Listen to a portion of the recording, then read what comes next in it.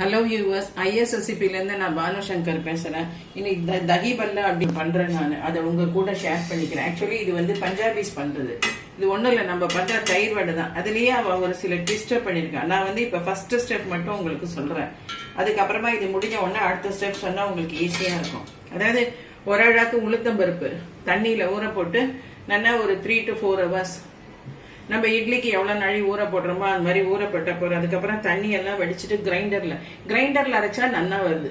மிக்சியில் அரைச்சா உங்களுக்கே தெரியும், கிரைண்டரை விட செகண்டரியாக தான் அது வரும் அப்படின்னு சொல்லிட்டு அரைச்சி இதை விழுது வச்சிருக்கேன். இது வந்து போண்டாவோ போட்டால் நல்லா இருக்கும். ஆக்சுவலி இந்த ஸ்டிக் இருக்கு இல்லையா, நம்ம இதால தட்டுறோம் பத்தியா, இந்த ஸ்டிக்கால தண்ணை தொட்டுன்னு இதை அரைக்கணும். ஆக்சுவலி இதை வந்து ஏனத்துல போட்டுட்டு அதுக்கப்புறம் கையால் அதை மிக்ஸ் பண்ணிட்டே இருக்கணும். அதுக்கு பதிலாக நான் என்ன பண்ணேன், இந்த ஸ்டிக்கை தண்ணியில தொட்டு இதை போட்டு நல்லா கலரி இது பண்ணி கிரைண்டரை ஓட விட்டு நல்லா சாஃப்டா ஆக்கினேன்.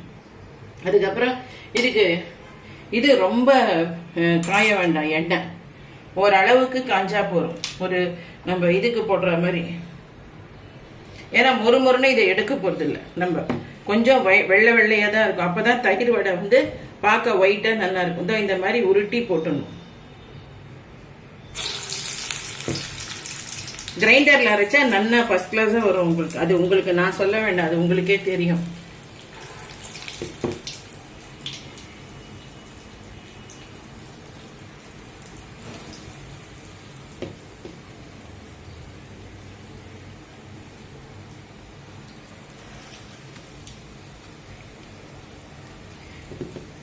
ஒயிட்டா இருக்கணும், உள்ள நல்லா வெந்திருக்கணும். அதனாலதான் தீயை வந்து குறைச்சி வச்சுக்கணுங்கிறது. நம்ம இந்த அப்பத்துக்கு வெள்ளை சீடைக்கெல்லாம் போடுவோம்ல, அந்த தீ போறோம். மாவு நல்லா சாஃப்டா இருக்கணும். அதே சாஃப்டா இருக்கணும் மாவு. ஆனா தண்ணி நிறைய விடக்கூடாது. தண்ணி நிறைய விட்டா எண்ணெய் குடிச்சிடும்னு உங்களுக்கே தெரியும்.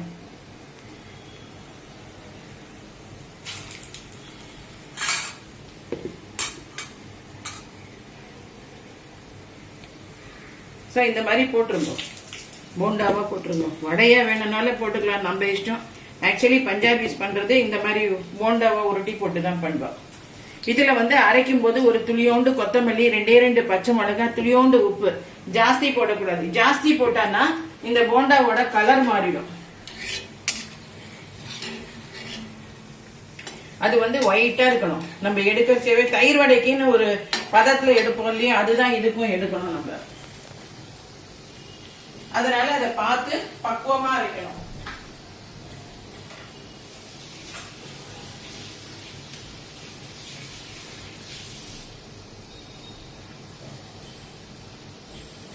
இது வந்து ஃபர்ஸ்ட் ஸ்டெப். முதல்ல போண்டா ரெடி பண்ணிக்கணும். அப்புறம் தான் தயிர் வடை நம்ம எப்படி போடுறது அப்படிங்கிறது நான் உங்களுக்கு சொல்றேன்.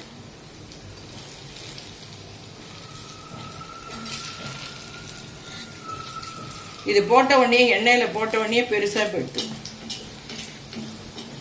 நம்ம போட்டது ஒரு சைஸு, ஆனா இது வந்து பொரியறது வந்து இன்னொரு சைஸ். இது வந்து கொஞ்சம் நல்லா வேகணும். சின்னதா வச்சிருக்கிறதுனால பொறுமையா வேகும். இது கலர் மாறாம பாத்துக்கோங்க. அழகா இருக்கும் பாக்குறதுக்கு. கலர் மாறினா ஒன்றும் தப்பு கிடையாது, நம்ம தான் சாப்பிட போறோம். பட் அந்த தயிர் வடைனா தயிர் கலர்ல இருக்கும். அதுதான் வித்தியாசம், வேற ஒன்றும் இல்லை.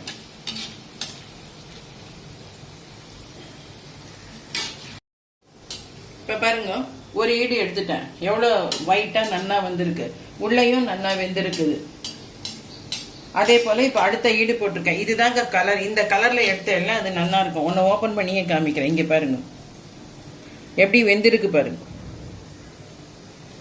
எப்படி வெந்திருக்கு பாருங்க. அது நல்லா வெந்துரும், பிரச்சனை கிடையாது. ஒயிட்டா இருக்கணும், அப்ப பாக்குறதுக்கு அழகா இருக்கும் உங்களுக்கு.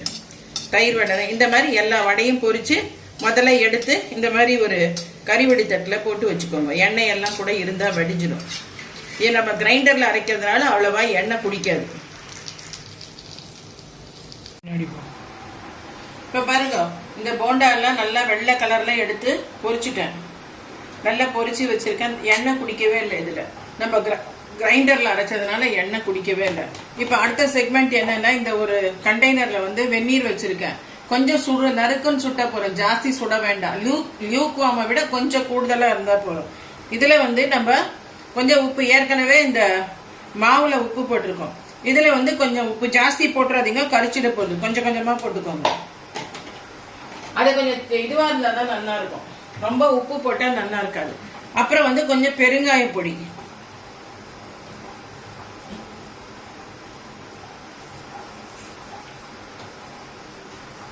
இந்த பாரு, இந்த நல்லா இப்படி கலந்துருங்க. நல்ல வாசனையா வரும் தண்ணி போட்டு. அதுக்கப்புறம் இந்த இதெல்லாம் போண்டாவெல்லாம் இதுல போட்டுடணும்.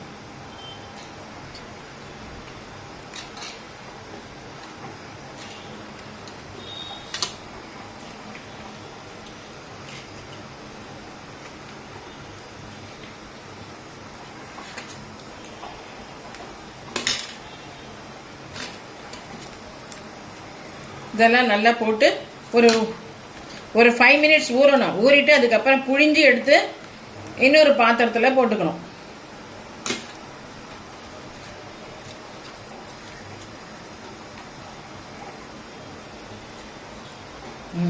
இந்த மாதிரி இது கொஞ்ச நாழி இதுவா இருக்கட்டும், ஊறட்டும். அது ஊறின உடனே எடுத்து புழிஞ்சு போடணும். புழிஞ்சு போட்டுட்டு அதுக்கப்புறம் அடுத்த ப்ராசஸிங், அடுத்த ஸ்டெப் சொல்றேன் உங்களுக்கு. இது கொஞ்ச நாழி ஊறட்டும். அப்படியே வேணும்னாலும் இப்படி மூடி வச்சிடலாம் நம்ம. இப்போ பாருங்க, அடுத்த செக்மெண்ட்டு இதெல்லாம் தண்ணிக்குள்ளே இருக்கிறதெல்லாம் ஒன்றா கரண்டியை போட்டு எடுத்து நல்லா ஒட்டா தண்ணியை புழிஞ்சிடணும். இந்த மாதிரி எல்லாத்தையும் புழிஞ்சு போட்டுடணும். இதில் இருக்கிற தண்ணியெல்லாம் வந்துடும். வந்துட்டு நல்லா ஊறி இருக்கும். அது ஆக்சுவலி தயிரோடையே இப்படி பண்ணாதான் உங்களுக்கு வந்து நல்லா இருக்கும்.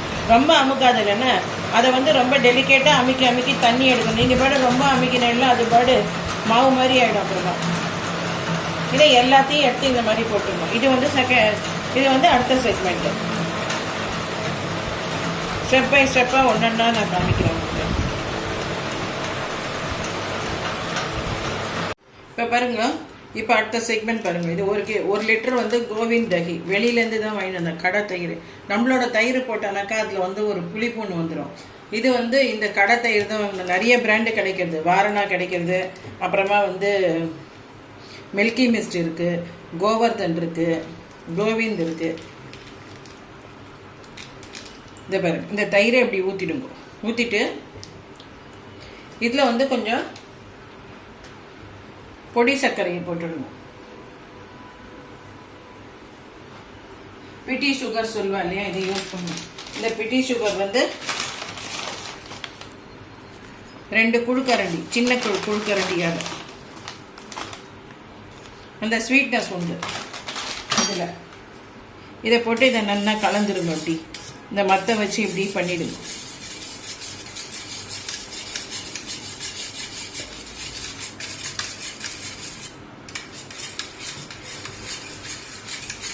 நல்லா கலக்கணும்.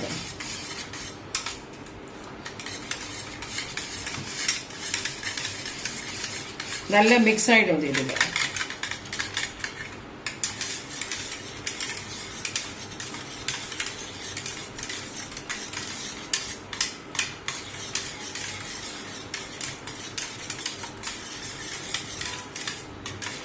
நல்லா மிக்ஸ் ஆனதுக்கு அப்புறமா இந்த ஒன்றா போட்டு அதை முக்கி எடுத்து சர்வ் பண்ணும்போது முக்கி எடுத்து வச்சிடணும். சர்வ் பண்ணும்போது மேலே தயிரை விட்டு கொடுக்கணும். அது கொஞ்சம் க்ரீன் சட்னி எல்லாம் போட்டு. இப்போ இதை வந்து இதில் டிப் பண்ணிவிட்டு அதுக்கப்புறம் கொஞ்சம் நாழி அதை ஃப்ரிட்ஜில் வச்சுட்டோம்னாக்கா கூல்னஸாக இருக்கும். இதை நம்ம ஆற்றுலையே பண்ணனா நிறைய காணும். இதையே ஹோட்டலில் போய் நம்ம வாங்கினோன்னு வச்சுக்கோங்க, ஒரு பிளேட்டுக்கு 1.5 வண்டி விலை சொல்லுவாங்க. என்ன இருந்தாலும் ஆற்றுல பண்ணி சாப்பிட்டா அதோட டேஸ்ட் தனி தான். சப்போஸ் உங்ககிட்ட இந்த பவுடர் சுகர் இல்லைனாக்கா நீங்கள் சர்க்கரையை வந்து மிக்சியில் பொடிச்சுக்கோங்க. மிக்சியில் பொடிச்சுட்டு வைங்க. அப்போ உங்களுக்கு இதுவாக இருக்கும். ஜாஸ்தி போடுறது சும்மா 1 லிட்டருக்கு ஒரு 2 சின்ன குழுக்கரண்டியால் 2 குழுக்கரண்டி போட்டானா போதும். இப்போ இதில் ஒன்றா போட்டுற வேண்டியதுதான்.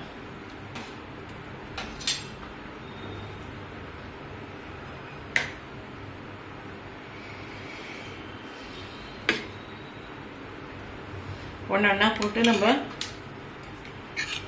நல்லா ஊறணும் அது தயிரில், அப்போ தான் நல்லா இருக்கும். இந்த மாதிரி போட்டு இன்னொரு இதில் எடுத்து வைக்கணும் நம்ம.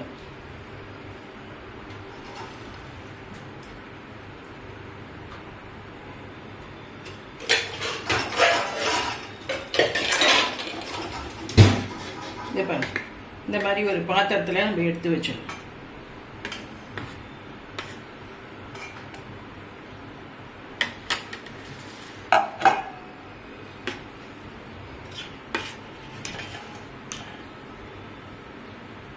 இந்த மாதிரி எடுத்து வைக்கணும் ஒன்றா போட்டு.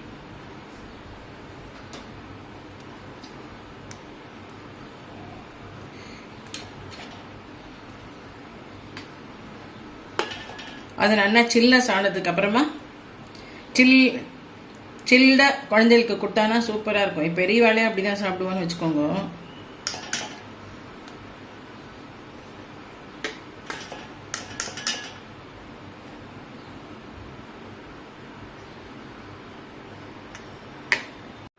இப்போ பாருங்க, இதெல்லாம் இது பண்ணி ஃப்ரிட்ஜில் கூல்னஸாக கொஞ்ச நாளி வச்சுட்டு எடுத்திருக்கேன் நான். இப்போ வந்து உங்களுக்கு எப்படி சர்வ் பண்ணுறதுன்னு காமிக்கிறேன். இது வந்து மிட்டா சட்னி, இந்த பேரிச்சம்பழ சட்னி இருக்கு இல்லையா, அது இந்த பேரிச்சம்பழ சட்னியை அழகாக இப்படி ஊற்றிடணும். பார்த்து ஊற்றிக்கோங்க, ரொம்ப ஊற்றினெல்லாம் உங்களுக்கு திரிச்சு வழியும் அப்புறமா. இது வந்து இவாளோட தஹிபல்லா அப்படிங்கிறது, இது நம்மளோட தயிர் வடை வந்து வேற. இது வந்து கிரீன் சட்னி, மின்ட் கொத்தமல்லியும் மின்ட் புதினாவும் போட்டு அரைச்சது. அது கொஞ்சம் இந்த பாருங்க, கொஞ்சம் இதில்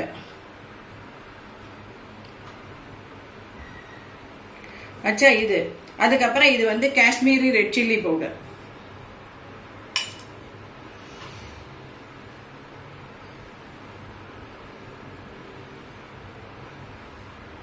ஜாஸ்தி போடாது.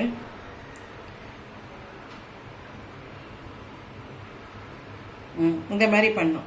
அப்புறம் இதில் வந்து கொஞ்சம் வேணும்னா நீங்கள் தயிர் ஆட் பண்ணிக்கலாம். ஒரு சிலருக்கு வேண்டியிருக்கும் தயிர், இல்லை ஒரு சிலருக்கு போரும் அப்படின்னு சொல்லிட்டு தோணும், இந்த மாதிரி ஆட் பண்ணிக்கலாம். இதை தண்ணியில் போட்டு நம்ம புழிஞ்சு எடுத்த உடனேயே உங்களுக்கு வந்து அதில் இருக்கிற எண்ணெயெல்லாம் கூட போயிடும், இருக்காது. அதனால நீங்கள் இதை வந்து பண்ணி பாருங்க, நல்லா இருக்கும். அப்புறம் இந்த தஹிபல்லாக்குன்னே ஒரு மசாலா ஒன்று உண்டு, அது நான் போடலை, இது வரைக்கும் தான் போட்டேன். ரொம்ப மசாலாவாயிடும், தூக்கி எடுத்துன்னா எனக்கே ஜாஸ்தி மசாலா பிடிக்காது. அது வந்து கொத்தமல்லி தனியா கொஞ்சம் ட்ரை ரோஸ்ட் பண்ணோம், ஜீரா கொஞ்சம் ட்ரை ரோஸ்ட் பண்ணோம், அதுக்கப்புறமா வந்து பெப்பர் கொஞ்சம் ட்ரை ரோஸ்ட் பண்ணோம். எல்லாத்தையும் நல்லா மிக்சியில் போட்டு நல்லா பவுடர் ஆக்கி அதை மேலே போடுவேன். அது பிடிச்சதுன்னா நல்லா இருக்காது. அது எல்லா ஐட்டத்துலேயும் நமக்கு சரியாகாது. சாட் மசாலா கூட நம்ம போட்டுக்கலாம். அப்புறம் அடிஷனலாக உங்களுக்கு ஒரு டெக்கரேஷன் வேணும் அப்படின்னு சொன்னால், கெஸ்ட் எல்லாம் வந்து டெக்கரேட் பண்ணோம், இல்லை குழந்தைகளுக்கு இன்னும் அட்ராக்டிவாக கொடுக்கணும்னா நீங்கள் வந்து பொமக்ரேனேட், அதுக்குள்ளே இருக்கிற சொலையை எடுத்துடலாம். சொலையை எடுத்து மேலே இது பண்ணி டெக்கரேட் பண்ணி போட்டுக்கலாம். அப்புறம் காரா பூந்தியை வந்து அதையும் மேலே அழகாக டெக்கோர் பண்ணி போட்டுக்கலாம். நீங்கள் வந்து இந்த பிளேட்டில் கொடுக்கறது பதிலாக பவுலில் கொடுத்தீங்கன்னா அது எல்லாம் ஒன்றா நிற்கும். அப்போ ஸ்பூன் போட்டு சாப்பிட்டா குழந்தைகளுக்கு வந்து ரொம்ப என்ஜாயபிளாக இருக்கும். அவள் என்ஜாய் பண்ணி சாப்பிட. இதை ஆற்றுல பண்ணைன்னா ரொம்ப நல்லா இருக்கும், உங்களுக்கு நிறையவும் குவான்டிட்டி கிடைக்கும் உங்களுக்கு. அப்புறம் என்ன இருந்தாலும் ஹோட்டலில் எவ்வளோ பெரிய ஹோட்டலில் சாப்பிட்டாலும் ஹோட்டலுக்கும் வீட்டில் பண்ணுறதுக்கும் நிறைய வித்தியாசங்கள் உண்டு. இது நம்ம நியூட்ரிஷியஸாக தான் பண்ணுவோம். அப்புறம் மிக்சியில் அரைக்கிறதுக்கும் கிரைண்டரில் அரைக்கிறதுக்கும் நிறைய வித்தியாசம் உண்டு. கிரைண்டரில் போடுற அளவுக்கு நீங்கள் அரைச்சல்னாக்கா நல்லா சூப்பராக அது உருண்டை பால் வந்து நல்லா பண்ண வரும் உங்களுக்கு. நீங்களும் இதை ட்ரை பண்ணி பாருங்கள். ட்ரை பண்ணி பார்த்துட்டு உங்களோட ஃபீட்பேக்கை கமெண்ட்ஸ் பாக்ஸில் கொடுங்க. அதுக்கப்புறம் கூடிய சீக்கிரம் இன்னொரு டிஷ்ஷோடு உங்களை வந்து மீட் பண்ணுறேன். அதுவரை உங்களிடமிருந்து விடைபெறுவது IS ரெசிபி பானுசங்கர். Bye bye.